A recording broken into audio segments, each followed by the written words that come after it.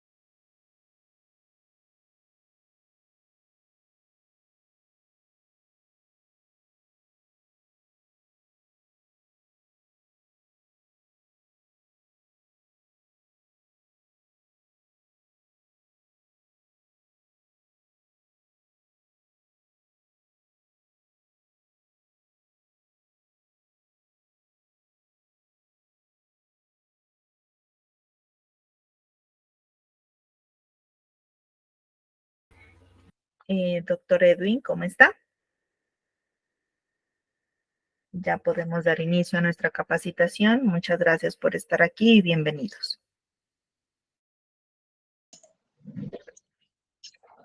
Hola, buenas noches. ¿Me escuchan ahí? Hola, doctor. Buenas noches. Sí, señor, sí lo escuchamos. Sí, Doc, sí se escucha. Bueno, excelente. Espérenme. Harto esta vaina entonces.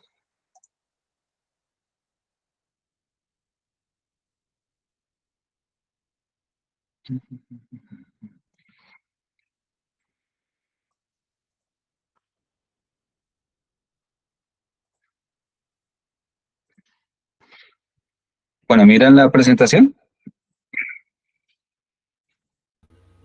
Sí, Sí, doctor, Doc. sí se mira. ¿Sí se mira?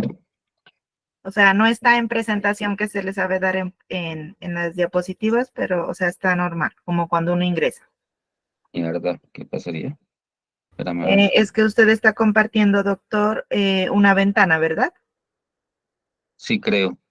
A ver, Tiene que compartir toda la pantalla para que le deje presentar ahí donde dice presentación. ¿toda la pantalla? Sí, ajá, presentar toda, no seleccionar una sola ventana, sino toda la pantalla.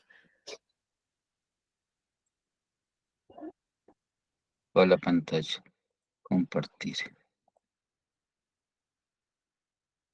Ahí. Eso, mi doc, ahí está bien, perfecto.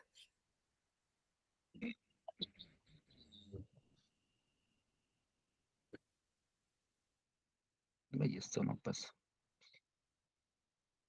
Bueno, muy buenas noches para todos. Mi nombre, para los que no me conocen, es Edwin Andrés Rosero. Yo soy especialista en medicina crítica y cuidado intensivo. Laboro desde hace un año ya en la clínica Fátima. La idea de la presentación de hoy es hablar sobre el protocolo de mantenimiento del potencial donante de muerte encefálica. Sí, este protocolo lo realizó la doctora Paola Tulcán y la idea es socializarlo con la idea pues de dejar unos conceptos muy claros sobre el manejo de este tipo de pacientes, el diagnóstico que se debe hacer de manera oportuna y adecuada, ¿sí? Y lo que no debemos hacer, que es importante también tenerlo en cuenta, ¿no? Es importante recalcar que este protocolo es de estricto cumplimiento, teniendo en cuenta que hace parte de la resolución 3100, que como ustedes saben y como sabemos todos, ¿sí? Es de obligatorio cumplimiento, teniendo en cuenta pues que si no lo hacemos acarrea pues muchas inconvenientes, incluso sanciones administrativas que van desde el cierre de los servicios habilitados, como es el servicio de la UCI, como es el servicio de urgencias, y obviamente pues que las repercusiones pues son graves. Entonces la idea es aclarar conceptos, dejar estructurados los conceptos que debemos manejar nosotros como personal de salud en estos pacientes y poder pues aclarar algunas dudas que nunca dejan de aparecer. Esa es la agenda que les propongo que vamos a desarrollar el día de hoy. Vamos a hablar un poquito de la definición, un poquito de la historia para contextualizar todo este proceso que ha llevado el cuento de la donación, que no es de ahora nomás. Los adjetivos que tiene el protocolo, el diagnóstico, cómo se hace el diagnóstico de muerte encefálica, los cambios fisiopatológicos que tienen estos pacientes, el mantenimiento, el tratamiento y algunos mensajes para llevar a casa a manera de conclusiones que es muy importante que nosotros pues lo tengamos presente. ¿Mm? Hablando de la definición, esta definición se acuñó en la década de los 90 por la Academia Americana de Neurología y define como la muerte encefálica a ese cese irreversible, que es muy importante, irreversible, en las funciones de todas las estructuras neurológicas intracraneales, tanto de los hemisferios cerebrales como del tronco encefálico. ¿Mm? Y esto es muy importante y ya ha tenido mucha mm, de, de, de controversia estas definiciones, porque teniendo en cuenta parte de la historia, antes de los años 50, se consideraba que la muerte estaba asociada al cese de la actividad cardíaca, ¿sí? Solo la actividad cardíaca. Entonces, antes se consideraba que un paciente estaba vivo o muerto dependiendo de la actividad cardíaca que tenía, ¿sí? Con el advenimiento de muchas tecnologías para mantener los pacientes con sobrevida en las unidades de cuidado intensivo, los ventiladores, los desfibriladores, las máquinas de anestesia, ¿sí? Sobre todo cuando esos pacientes salían de un estado post-reanimación cardiopulmonar, ¿sí? Se empezaron a dar cuenta que no solo era revertir la actividad cardíaca como tal, sino que se empezaron a dar cuenta que muchos de estos pacientes quedaban sin actividad neurológica adecuada, ¿sí? Tenían un síndrome de inconsciencia, una alteración en el estado de la conciencia permanente que no estaba relacionado directamente solo con la actividad cardíaca. De ahí se empezó a cambiar esa transición en la definición de qué es un paciente muerto o cuándo es un paciente está muerto o está vivo, teniendo en cuenta ese precepto de la actividad neurológica como tal, ¿sí? En 1968 es importante porque ahí se creó el primer comité, en la Universidad de Harvard se creó el primer comité para declarar la nueva definición de muerte, ¿sí? Teniendo en cuenta este precepto o este concepto de la actividad neuronal como el principal responsable de la vida o muerte de nuestro paciente, ¿no? Y de ahí pues surgieron muchos problemas éticos, pues teniendo en cuenta que era muy difícil determinar o diagnosticar un paciente cuando tenía muerte encefálica y pues gracias al advenimiento de muchas tecnologías, sobre todo desde neuroimagen, con el desarrollo del electroencefalograma, pues se pudo dar claridad y entender muchos de lo que conocemos hoy en día, ¿no? Anteriormente, pues, dado estos dilemas éticos que no eran muy fáciles de resolver, sobre todo para dar ese concepto de muerte como tal, ¿sí? Se reunían muchos especialistas, no solo de la parte médica, cardiólogos, neurólogos, anestesiólogos, sino que aquí también entraban a jugar otros personajes religiosos, sacerdotes, incluso abogados, porque el dilema ético era muy complejo, ¿sí? Sobre todo, pues, para dar ese concepto de muerte como tal, ¿no? Obviamente, pues con el paso de los años y con el advenimiento, como les decía, de las nuevas tecnologías, pues hemos aprendido y hemos entendido mucho de la fisiología neuronal y con ella, pues, hemos aclarado muchas dudas y hoy en día, pues, ya no es necesario, pues, hacer este tipo eh, de reuniones, ¿sí? Como para dar un concepto que hoy es mucho más fácil de realizar. ¿Sí? Porque es importante el mantenimiento del potencial donante, y esto es un concepto que es fundamental conocerlo, y es que debemos garantizar esa viabilidad de los órganos destinados para los posibles receptores, ¿sí? Con la idea de salvar vidas. Nosotros, al estar habilitados en un servicio de salud, debemos de garantizar y seguir las normas que nos reglamentan para cumplir con ellos y hacer parte de esta red, ¿sí? Que no es solo local, sino hay una red nacional que está encaminada, ¿sí? A recuperar esos órganos que potencialmente pueden servirles a muchas personas que lo necesitan y que están en lista de espera, teniendo en cuenta que muchas patologías catastróficas pueden beneficiarse de órganos de paciente cadavérico, ¿no? ¿Cómo lo hacemos? Pues garantizando una adecuada perfusión y una adecuada oxigenación de todos estos órganos, tratando de mantener una homeostasis lo más funcional posible para garantizar que esos órganos y todos esos tejidos que nosotros podemos rescatar en este tipo de pacientes, pues sean viables y puedan ser utilizados posteriormente, ¿no? Que debe saber un médico, ¿sí? Para determinar el cese de las funciones neurológicas o cuándo yo debo empezar a pensar que mi paciente puede ser un potencial donante. Primero debo determinar la presencia del coma sin respuesta, del coma profundo que nosotros conocemos, y eso lo hacemos con una evaluación neurológica, ¿no? Segundo es determinar la ausencia de los reflejos de tallo, ¿sí? Que son los criterios que hacen parte de la muerte encefálica. Recuerden que no solo es el cese de la función cortical, sino también de la función en los reflejos de tallo, que son los que controlan muchas de las funciones básicas nuestras, ¿sí? Y por último, determinar la ausencia de la función respiratoria mediante el famoso test de apnea, que es una prueba clínica que nosotros podemos realizarla en la unidad de cuidado intensivo. ¿Mm? ¿Cómo se determina entonces si el paciente está en un estado de coma profundo? ¿Sí? Para esto pues recurrimos a nuestro examen neurológico que la mayoría de los médicos y los enfermeros conocemos, que es la famosa escala de Glasgow, ¿sí? En el cual vamos a identificar la ausencia de la apertura palpebral, los movimientos oculares ante los estímulos dolorosos o nociceptivos, ¿sí? También la ausencia de respuesta motora al mismo estímulo nociceptivo. Cuando nosotros estimulamos o realizamos un estímulo doloroso al paciente, pues evidenciamos que hay ausencia completamente de alguna respuesta. Hay que tener mucha cuidado y es por eso que es importante la ayuda de una especialidad en las neurociencias, ya sea neurología o neurocirugía, porque hay muchas de esas respuestas que se pueden presentar que pueden ser de origen espinal, ¿sí? Esos movimientos que pueden presentarse pueden ser reflejos de origen espinal, no de la corteza cerebral, no del cerebro como tal, sino de la médula espinal.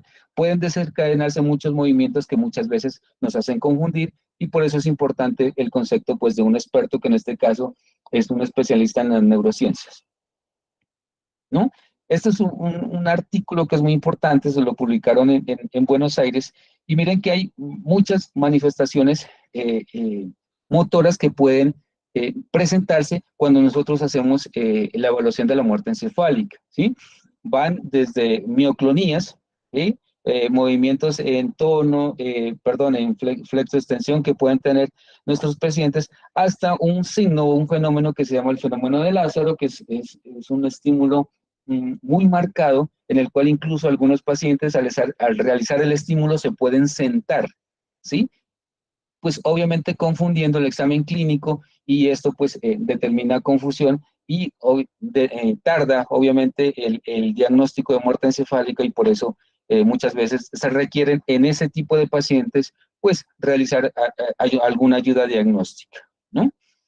¿Cómo evaluamos nuestros reflejos de tallo? Recordemos que las estructuras anatómicas que controlan algunos reflejos, o como lo podemos ver, se encuentran a nivel del tallo encefálico, ¿sí? Este se compone por el mesencéfalo, el puente, y la parte distal de la médula, ¿no?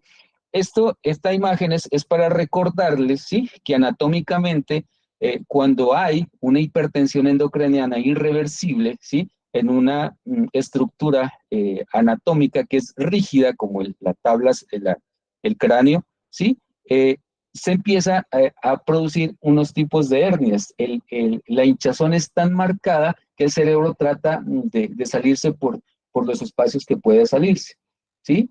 Una de las lesiones que más frecuentemente se asocia a la hipertensión endocrinal severa, ¿sí? Es la hernia transtectorial uncal, que es esta de acá, ¿sí?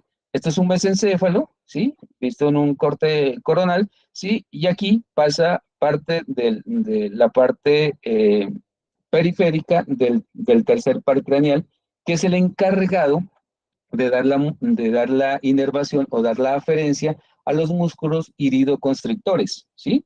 Entonces, cuando hay una hernia uncal, cuando se hernia esto, se empieza a comprimir parte de ese tercer par y obviamente identificamos el primer signo que nosotros evaluamos en un paciente neurológico, que es la midriasis o la ausencia de la miosis al estímulo luminoso, que es lo que nosotros empezamos a volar. ¿Sí? Desde aquí nosotros empezamos a volar ese tipo de lesiones. ¿Listo? Cuando nosotros evaluamos parte de los reflejos de tallo, pues evidenciamos esa ausencia del reflejo corneal también, que es este estímulo, ¿sí? Que nosotros hacemos en la córnea directamente. Aquí estimulamos dos nervios, el sensitivo dado por el trigémino y la parte aferente por el facial, ¿sí? Y al estimularlo, normalmente cuando el reflejo está presente, se produce una contracción del párpado, ¿sí?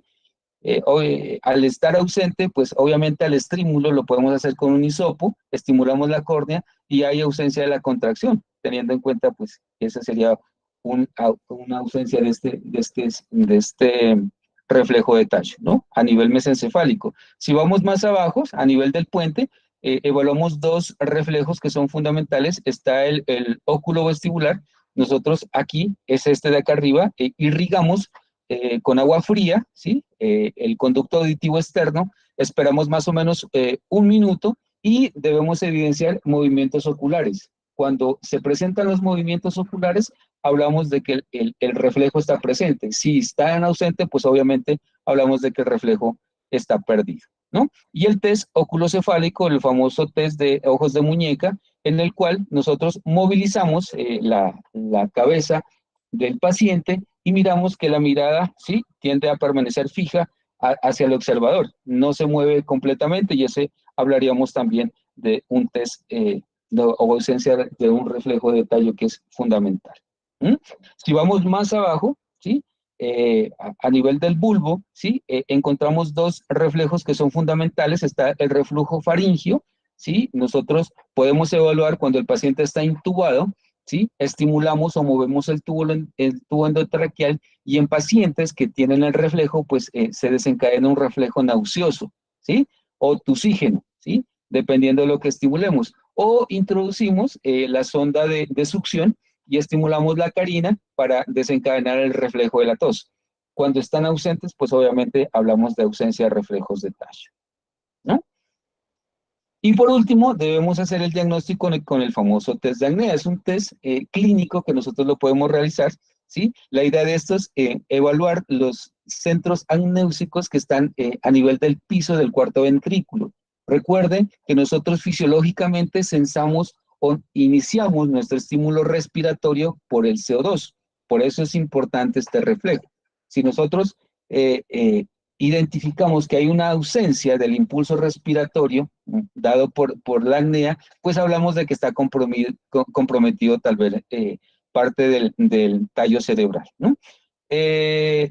¿Cómo se hace o qué se hace normalmente en este test de apnea? Primero hay que cumplir unos prerequisitos, debemos tener el paciente normotenso, normotérmico, euvolémico, ¿sí? Hay que garantizar normocagnia. Esto no aplica para los pacientes que son epocosos o que o son retenedores de CO2 crónico. Los fisioterapeutas me van a entender mucho mejor en este tipo de pacientes. No aplica esta normocagnia.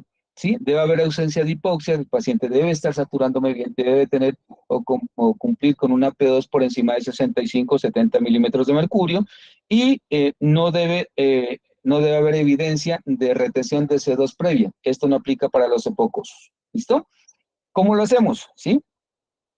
Teniendo al paciente, garantizamos que el paciente tenga una presión arterial sistólica mayor a 100 milímetros de mercurio, lo proxigenamos, la guía de la 3100, perdón, la guía de práctica clínica de la ANSI recomienda más o menos unos 15 minutos de proxigenación al 100%.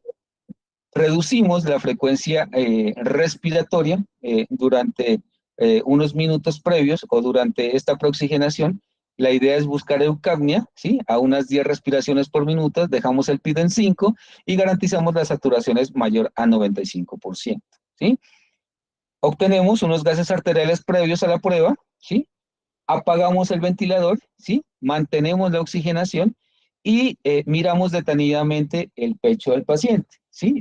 Recuerden que nosotros al censar por CO2, si se empieza a subir las concentraciones de CO2, se va a desencadenar el reflejo inspiratorio de manera precoz, ¿sí? Si ese test de acné es positivo, pues obviamente esto va a salir sin movimientos, ¿sí?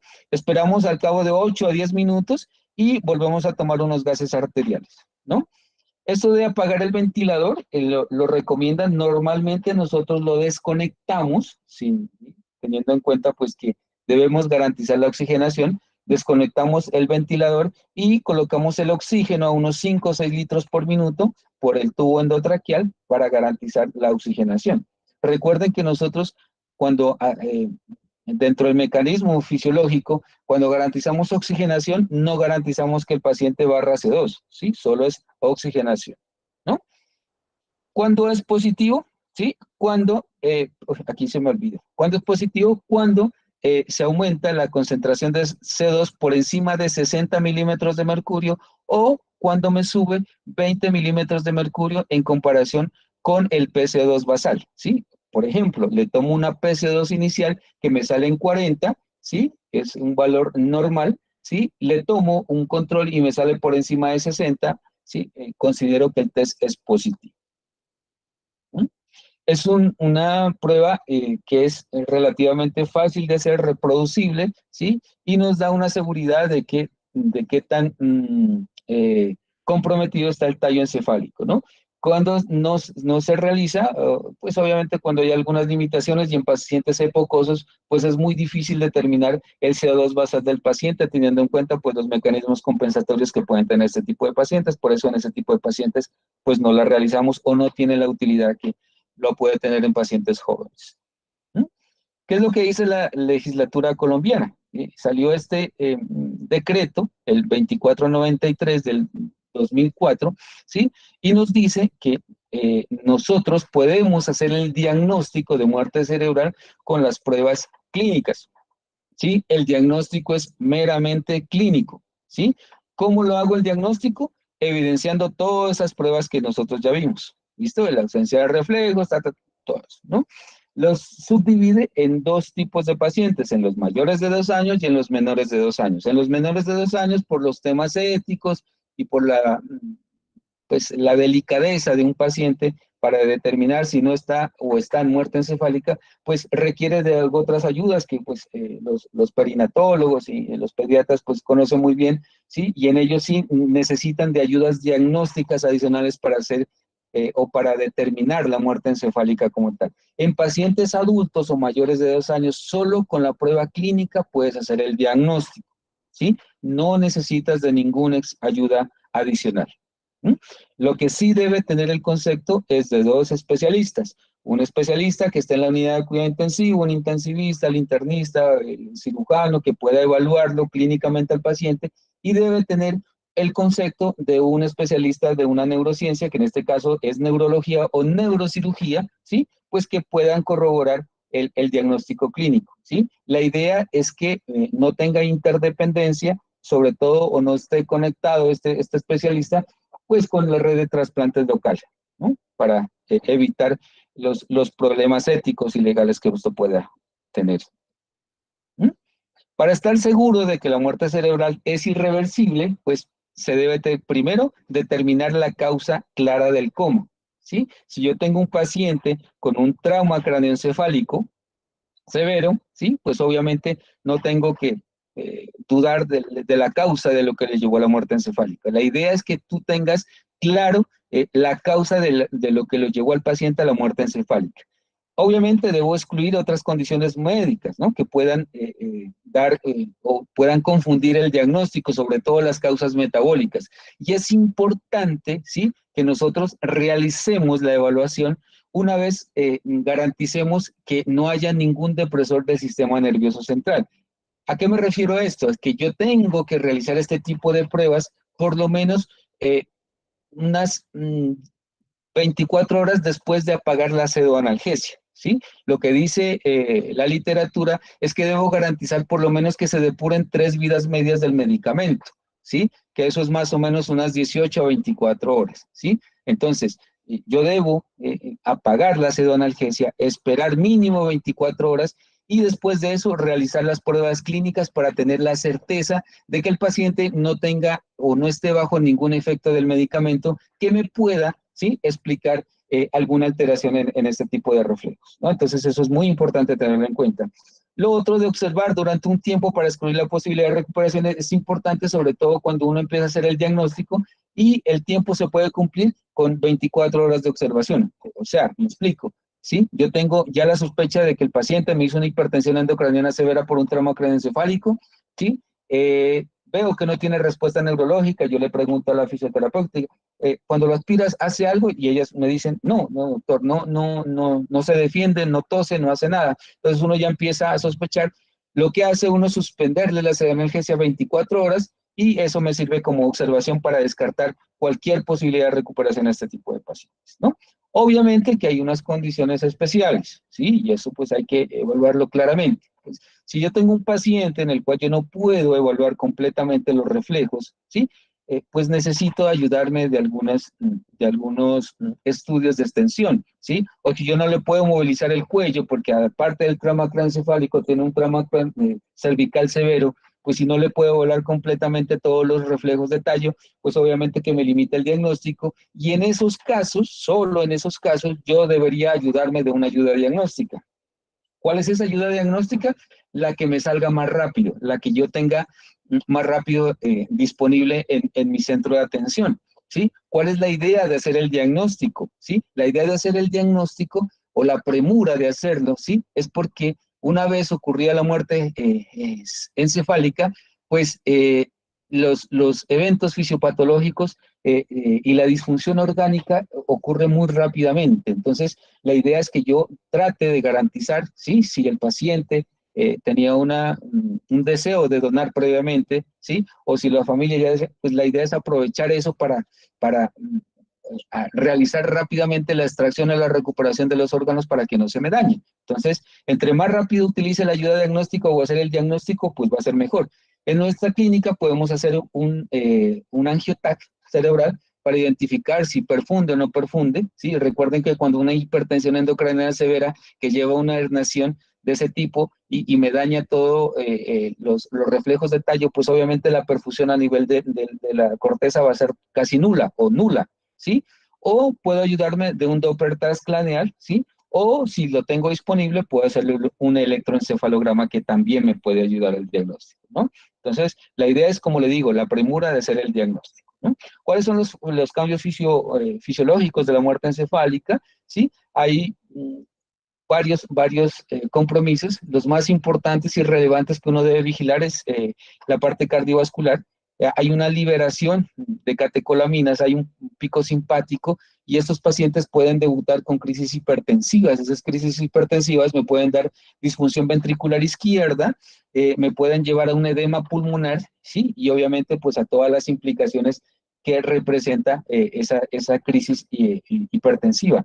Además, recuerden que no solo se infarta o se compromete el tallo, la parte del tallo cerebral, sino las primeras porciones de la médula espinal. En esas zonas están los centros o los controles del sistema nervioso autónomo entre el simpático y el parasimpático, y las disautonomías en este tipo de pacientes son muy frecuentes, ¿no? Incluso pueden cursar con hipotermias por el trastorno del centro termorregulador y obviamente que eso pues me puede llevar a complicaciones. Recuerden que la idea es tener lo más fisiológicamente posible o mantener la homeostasis lo que mejor pueda en este tipo de pacientes, ¿no?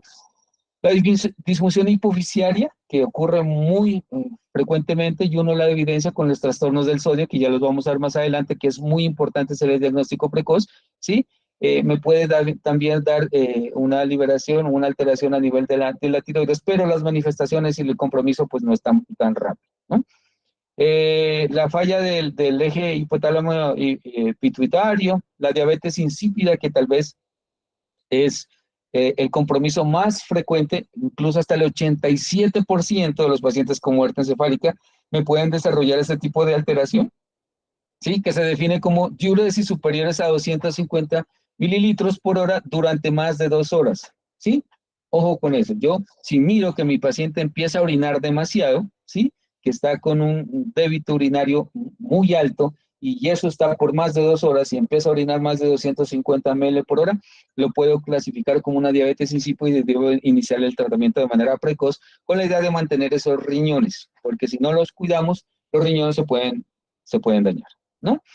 También hay a nivel hematológico, liberación del factor tisular, predispone a coagulopatías, la hipotermia dada por esa termorregulación alterada que puede ocurrir, ¿no? ¿Cuáles son el manejo que yo debo de realizar en este tipo de pacientes? Pues obviamente si conozco todos los desencadenantes, ¿sí? Que me pueden llevar a la alteración, ¿sí? De todo esto que ya hablamos, pues la idea es tratar de identificarlas y corregirlas oportunamente, ¿sí? La idea es garantizar una adecuada monitorización. Por lo general, estos pacientes ya están en una unidad de cuidado intensivo. Cuando yo hago el diagnóstico, la idea es que suban a la unidad de cuidado intensivo si están en el servicio de urgencias y hacer el diagnóstico y obviamente la monitorización adecuada y el mantenimiento, que es lo más importante, ¿no? ¿Qué es lo que debo garantizar? Metas de perfusión. Yo debo garantizar presiones arteriales medias por encima de 65, debo garantizar que el paciente siga orinando y no solo debo de cuidar eso, también debo garantizar las metas del paciente neurocrítico, que son las que resumimos aquí. Glucosas por encima de 80, hemoglobina por encima de 7, en pacientes no con antecedentes de cardiopatía eh, cardiopatía isquémica o falla cardíaca, si tiene este tipo de antecedentes, debo garantizar hemoglobinas por encima de 9, saturaciones por encima de 94, el sodio por encima de 135, por debajo de 150, evitar las hipotermias y las hipertermias, ¿sí?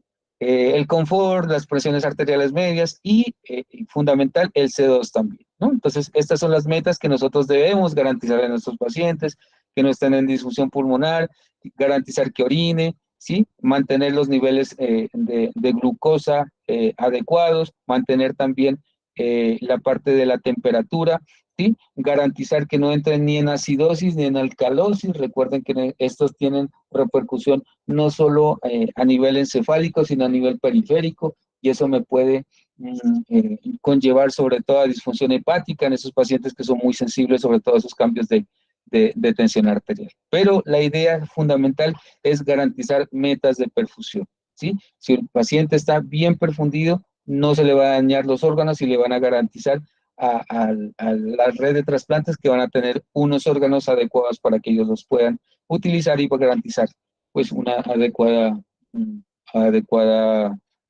trasplante para los pacientes que lo necesitan, ¿no? No se olviden, las metas de perfusión no solo guiarnos por las variables macrohemodinámicas como son la tensión arterial, también, sí, las variables microhemodinámicas o las metas de perfusión que están dadas por el llenado capilar, el delta de CO2 y el lactato, que yo lo debo garantizar. Y en la ventilación debo garantizar una ventilación neuroprotectora con un volumen corriente idealmente de 6 mililitros por kilogramo de peso, PIB bajo, PIB ideal de 5 centímetros eh, de agua, y garantizar las metas de presión parcial de oxígeno que estén por encima de 65% y una normocapnia, teniendo en cuenta la sensibilidad que tiene sobre todo el hígado a los cambios de la presión arterial, ¿no? Entonces debemos siempre estar encima de ese paciente y garantizar eso, ¿no? La terapia de reemplazo hormonal y tal vez es lo único con lo que nosotros podemos garantizar y salvar al paciente es tratando la diabetes insípida. Recuerden que, que ese trastorno a nivel neurológico daña la secreción de la antidiurética, ¿sí? Y eso pues debemos reemplazarla rápidamente. ¿Cómo lo hacemos?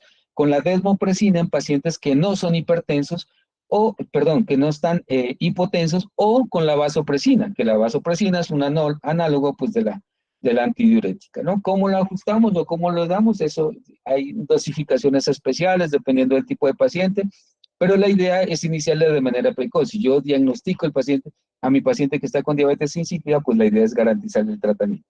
Soporte nutricional, no debo suspenderlo, debo darle de comer, de utilizar la nutrición enteral por la sonda como todo paciente en la unidad de cuidado intensivo. ¿Sí? Mensajes para llevar a casa. ¿Sí?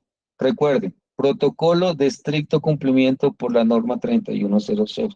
¿No? Nosotros estamos obligados, incluso, ¿sí? Dentro de todos los requisitos que nos piden, hay un curso que dice gestiona la donación de órganos, ¿sí? Eso es esto, ¿sí? La idea es que conozcamos este tipo de alteraciones que pueden presentar este tipo de pacientes y la importancia que tienen este tipo de pacientes para el sistema de salud pública, ¿sí? Estos son pacientes de alto valor social que debemos cuidarlos muy bien, ¿sí? Y que si no cumplimos podrían acarrear problemas administrativos, como les decía, incluso hasta el cierre del servicio, ¿no? Y sanciones económicas también para la clínica, ¿no? Es importante realizar la premura en el diagnóstico de muerte encefálica, no solo para proveer a la red de trasplantes. Si el familiar dice que no, o si el paciente ya tenía una voluntad anticipada y firmó que no quiere ser donante, pues listo. Pero nosotros debemos hacer el diagnóstico temprano porque nosotros con ese diagnóstico de muerte encefálica podemos limitar el esfuerzo terapéutico. Entonces en esos pacientes pues ya no les voy a trabajar, como dice uno vulgarmente, para sacarlos adelante en la unidad de cuidado intensivo. ¿Listo? Garantizar variables hemodinámicas y paraclínicas, ¿no? No se olviden, a esos pacientes tenemos que tenerlos normotensos, ¿sí? Eso no solo aplica para el servicio de la unidad de cuidado intensivo, eso aplica también para los médicos y todo el personal de atención que está en urgencia, ¿sí? Esos pacientes, si yo veo que tiene un politraumatismo severo, ¿sí? Y que llega con signos vitales, debo garantizar o mantenerlo hasta hacerle el diagnóstico de muerte encefálica, ¿sí? Yo no puedo descartarlo porque me llegó con un trauma, que a veces llegan con traumas severos, incluso ya incompatibles con la vida, entonces lo voy a dejar ahí. No, la idea es que usted le garantice, ¿sí? Lo mantenga hasta que se le haga el diagnóstico, teniendo en cuenta que nosotros debemos cumplir con la norma para ese tipo de pacientes, ¿no? La diabetes insípida es la complicación o la disnatremia más frecuente que se presentan en este tipo de pacientes. Casi hasta el 90%, 85, el 90% de esos pacientes cursan con esto, y el diagnóstico precoz hace que si yo hago el diagnóstico, lo intervengo oportunamente, le doy el manejo adecuado, ese paciente le pueda garantizar unos riñones, un adecuado hígado para que se pueda utilizar posteriormente, ¿no? Ojo con este dato, ¿sí? Para todos, solo somos responsables del diagnóstico y mantenimiento del paciente, ¿sí? La información, ¿sí? No se puede contaminar. Yo no le puedo ni siquiera insinuar, ¿sí? Al familiar que el paciente que está en la cama tal puede ser donante, ¿sí? No se puede hacer, ¿sí? Eso tiene repercusiones legales y repercusiones éticas. Nosotros somos los encargados de prestarle el servicio y de salvarle la vida.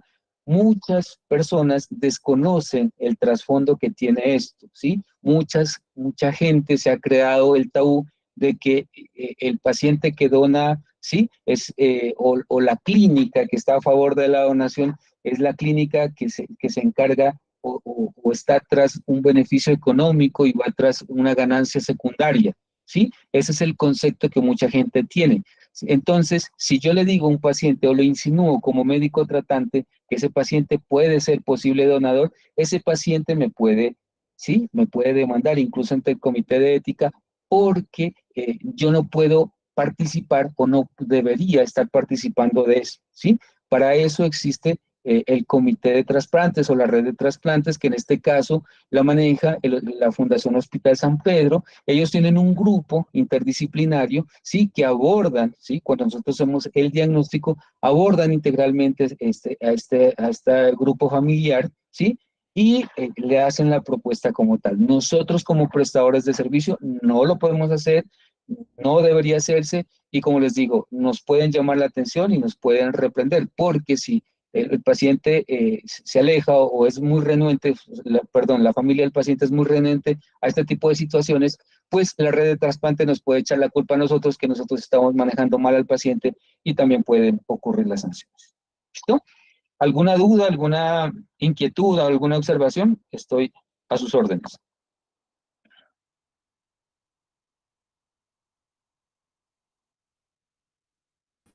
Bueno, buenas noches. Si alguien tiene alguna pregunta, estamos pendientes de que levanten la manito para realizar un aporte, una pregunta, algún comentario.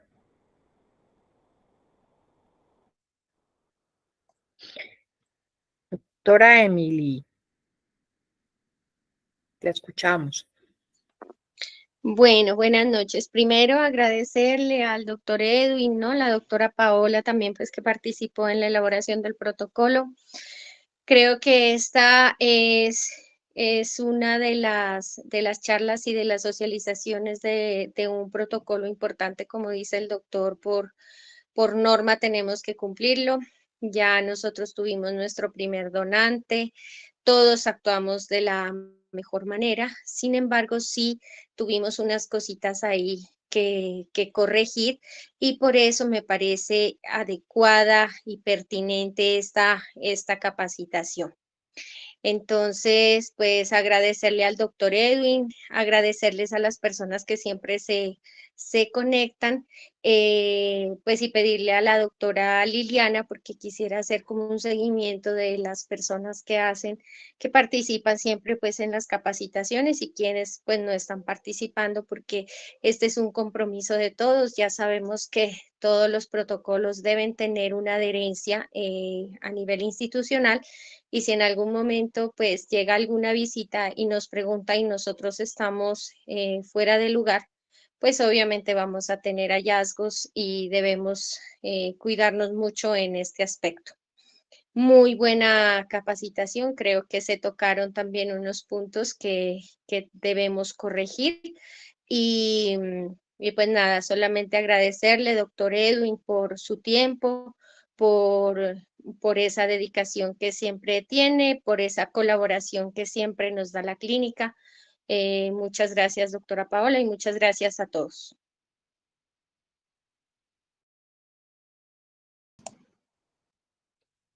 Muchísimas gracias. Entonces, doctor Edwin, lo escuchamos si quiere finalizar. No, felicitar, yo quería felicitar, yo pienso que estos espacios son muy importantes, yo creería que deberíamos hacerlo por lo menos de manera presencial, yo creo que estos ambientes académicos debemos fortalecerlos un poquito más. Eh, yo entiendo que a veces no tenemos la disponibilidad, se nos cruzan muchas cosas, pero sí deberíamos sacar un tiempo, por lo menos una vez al mes, yo pues, no sé cómo lo vendrán manejando, pero sí sería bueno dedicarnos a desarrollar algún tema académico o algún tema que sea de importancia para la clínica y sobre todo como profesionales. Recuerden que la responsabilidad en este tipo de asuntos es compartida, es general. Nosotros somos un grupo que estamos en pro del beneficio del paciente, ¿sí? Y la idea es que por desconocimiento no caigamos en errores que incluso pueden llevarnos a problemas legales, ¿no? Recuerden que nosotros tenemos una responsabilidad muy grande y la idea de esto es que nos enriquezcamos académicamente, aprendamos, esto no, nosotros no la sabemos todos, nosotros sí, la idea es que interactuemos y compartamos muchas cosas. Sí, fue una experiencia muy bonita la del primer trasplante, ¿sí? Tuvimos el reconocimiento de la coordinadora, ¿sí? Que nosotros fuimos tal vez la última institución que les aportamos unos riñones que fueron lo que se llevaron de nuestro paciente, ¿sí? Muy agradecidos, pues obviamente con cosas por mejorar, pero yo pienso que fue una labor de todos, fue una experiencia muy buena y la idea es aprender de esas experiencias para poder enriquecernos, como le digo, con la idea de dar lo mejor de nosotros para el bien de los pacientes y de la clínica.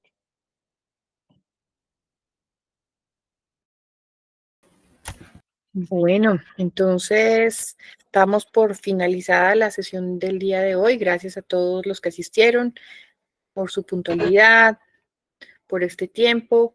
Gracias al doctor Edwin, a la doctora Paola y gracias a todos por su asistencia. Que tengan una excelente noche. Que estén bien. Lo mismo, hasta luego. Por favor, no olviden registrarse en el link de asistencia que ya está en el chat.